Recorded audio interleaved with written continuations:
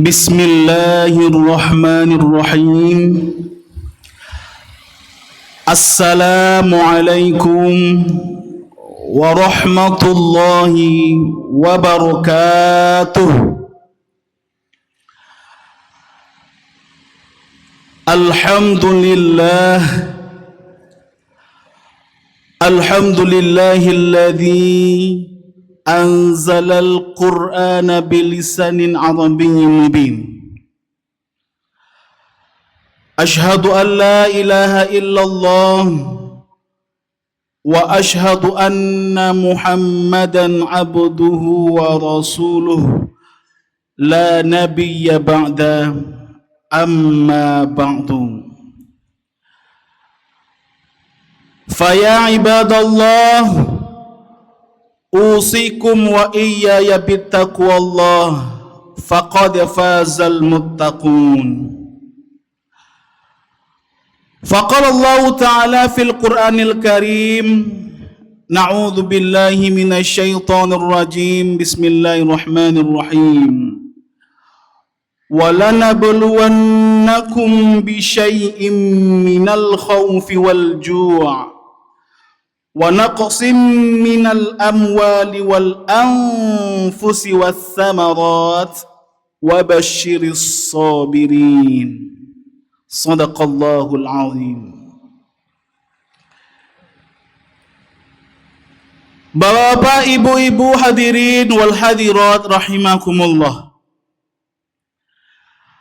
Marilah kita selalu bersyukur kepada Allah Subhanahu wa taala, yang mana Allah telah memberikan kesehatan, kesempatan untuk kita bisa hadir di masjid yang kita cintai ini. Kita selalu bersyukur kepada Allah Subhanahu wa taala yang telah mempermudah hidup kita sampai hari ini, di mana banyak saudara-saudara kita, bapak-bapak, ibu-ibu, sungguh hancur hati kita melihat saudara kita itu.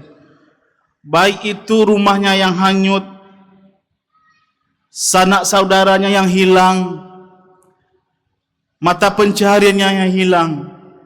Mudah-mudahan saudara-saudara kita itu selalu sabar dalam menghadapi ujian dari Allah Subhanahu wa taala. Kemudian selawat beriringan salam dengan mengucapkan Allahumma salli ala Muhammad. Semoga Allah menyampaikan selawat salam rindu kita buat Nabi besar kita, yakninya baginda Rasulullah sallallahu alaihi wasallam. Bapak, ibu-ibu, untuk kultum kali ini dengan waktu kurang lebih 15 menit yang dikasih oleh pengurus, judul Ustadz hari ini berdasarkan ayat yang dibacakan di awal tadi. Walanabluwannakum bisyai'im minal khawfi wal ju' wa naqsim minal amwali wal anfusi was samarat wa basyiris sabirin. Ada lagi ayatnya sebelum itu, 153, ya ayyuhalladzina amanu ista'inu bis sabri was salah innallaha ma'as sabirin. Sabar dan salat dalam menghadapi ujian dari Allah Subhanahu wa taala. Kenapa kita disuruh sabar dan salat, Bapak Ibu? Sebelum kita masuk ke sana, Ustaz akan menjelaskan dulu apa itu bedanya antara musibah, ujian, cobaan dan azab. Mesti kita harus mengetahui dulu, Bapak Ibu, apa itu musibah, apa itu ujian, cobaan, dan azab. Apa bedanya? Apa pengertiannya? Ustaz akan menjelaskan dulu satu-satu, Bapak Ibu. Yang pertama, apa itu musibah? Musibah adalah bentuk ketidaksenangan. Berarti dia tidak senang dan sengsara. yang menimpa manusia. Contoh seperti longsor, gempa, tsunami, banjir, atau meninggal dunia, sakit, itu adalah musibah. Dia berbentuk ketidaksenangan, tidak menyenangkan dia bentuknya. Kemudian, apa itu cobaan dan ujian? Apa itu ujian? Apa beda dengan musibah? Kalau ujian, dia bisa berbentuk ketidaksenangan dan bisa berbentuk kesenangan. Jadi dia bisa senang, bisa sedih. Kalau musibah, dia hanya ketidaksenangan, sedih. Kalau ujian, bisa berbentuk senang, bisa berbentuk ketidaksenangan. Apa contoh Bapak Ibu? Berarti kalau longsor, banjir, itu termasuk ujian. Tapi dia juga berbentuk dengan kesenangan. Contoh, awak sebagai manusia dikasih oleh Allah jabatan. Dari bupati jadi gubernur presiden. Itu adalah ujian dan cobaan itu Bapak Ibu. Dia berbentuk kesenangan, dia berbentuk jabatan. Apakah setelah dia menjadi pejabat, apakah iman dan ketakwaannya bertambah atau tidak? Atau bahkan dia jauh dari Allah? Atau contoh dari ujian dan cobaan yang berbentuk dengan kesenangan, yaitu dikasih rezeki yang melimpah, kaya raya, dikasih anak, dikasih istri yang cantik, dikasih rezeki yang banyak. Apakah dengan kesenangan itu, apakah kita lebih bertakwa atau lebih mundur dari ketakwaan kita? Nah, itu adalah ujian. Jelas ya Bapak Ibu? Kalau musibah, dia hanya berbentuk ketidaksenangan, banjir, longsor dan sebagainya. Kalau ujian, dia bisa berbentuk kesenangan dan tidak kesenangan. Lalu azab. Nah, apa pula azab ini Ustaz? Kalau azab, dia berbentuk hukuman dari Allah Subhanahu wa taala atas kezaliman dan atas dosa-dosa mereka.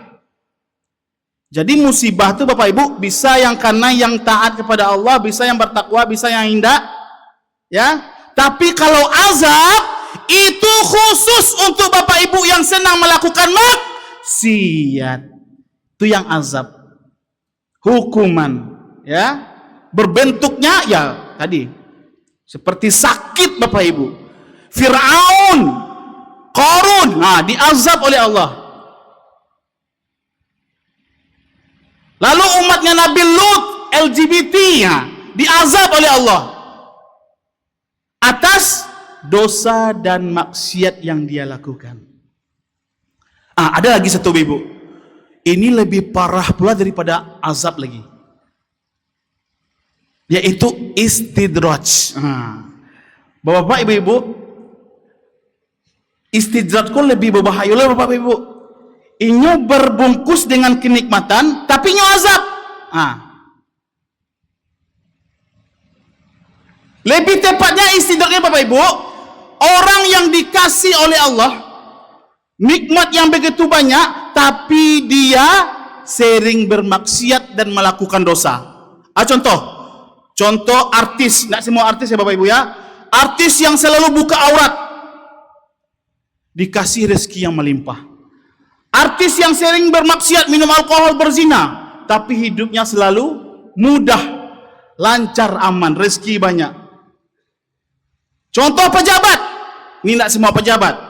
Pejabat ini zalim, korupsi, kemudian semena-mena, tapi hidupnya aman-aman saja. Rezekinya bertambah, tapi dia jauh dari Allah Subhanahu wa taala. Allah mengansur-ansur dengan lalainya, nanti baru dibinasakan oleh Allah Subhanahu wa taala. Itu istidraj, lebih berbahaya daripada azab. Kalau istidraj tadi dia berbungkus dengan kenikmatan. Kita jauh dari Allah, bermaksiat, berdosa, tapi sehat walafiat terus. Ya, sehat terus tapi maksiat terus. Zalim, korupsi, berzina, tidak salat, tapi gimana? Rezeki lancar, badan tidak sakit, aman, tidak pernah kena musibah, tidak pernah kena ujian cobaan dari Allah. Itu namanya istidraj. Kau nampak kawan awak dia awak, batu Pak Budi itu batu duit aman-aman senyo, kayu, anak lengkap, bacucu, ada istri, ada mobil, ada rumah, tapi nyo nak salat tuh, tapi nyo sering bermaksiat, sering minum-minuman. Ingat Bapak Ibu, itu ciri-ciri dari istidraj. Terakhir, karena waktu kita cuma 15 menit Bapak Ibu, terakhir kita fokus ke musibah tadi. Lalu apa yang mesti kita lakukan saat ketika kita kena musibah dan ujian dari Allah Subhanahu wa taala? Yaitu dengan cara apa? Wasta'inu bis-sabri was-shalah. Wa innaha lakabiratun illa 'alal khashin. Bapak Ibu, kenapa Allah sandingkan salat dengan sabar?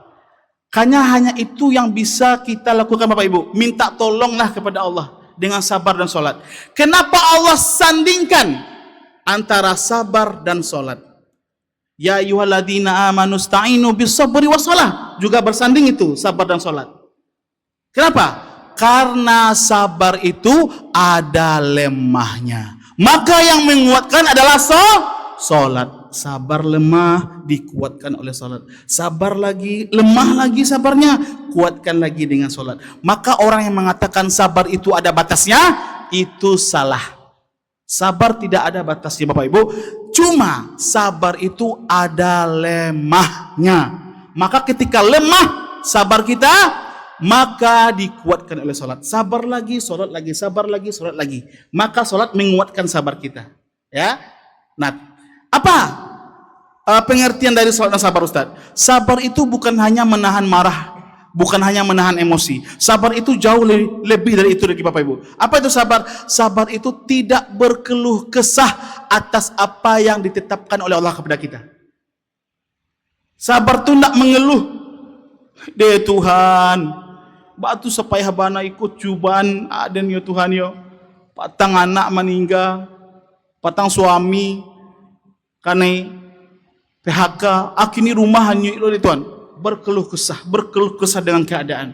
Maka sabar itu tidak berkeluh kesah apa yang ditetapkan oleh Allah kepada kita. Maka salatlah sebagai penguatnya. Semoga kita menjadi orang-orang yang sabar dalam menghadapi ujian dan cobaan dan musibah yang diberikan kepada Allah, kepada kita dari Allah Subhanahu wa taala. Dan ingat Bapak Ibu, kita pasti dikasih. Lihat di surat tadi, walanabluwannakum bisyai'im.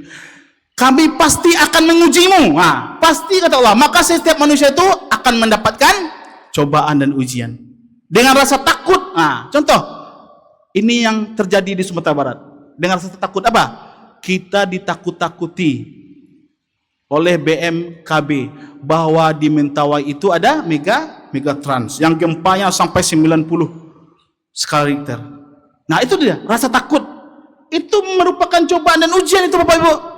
Kekurangan harta, lalu kekurangan jiwa. Nah, ingat, kita pasti semuanya diberikan cobaan dan ujian oleh Allah. Dan kita cara menghadapinya cuma satu, yaitu sabar dan salat. Fa'tabiru ya ulil absar la'allakum turhamun. Assalamualaikum warahmatullahi wabarakatuh.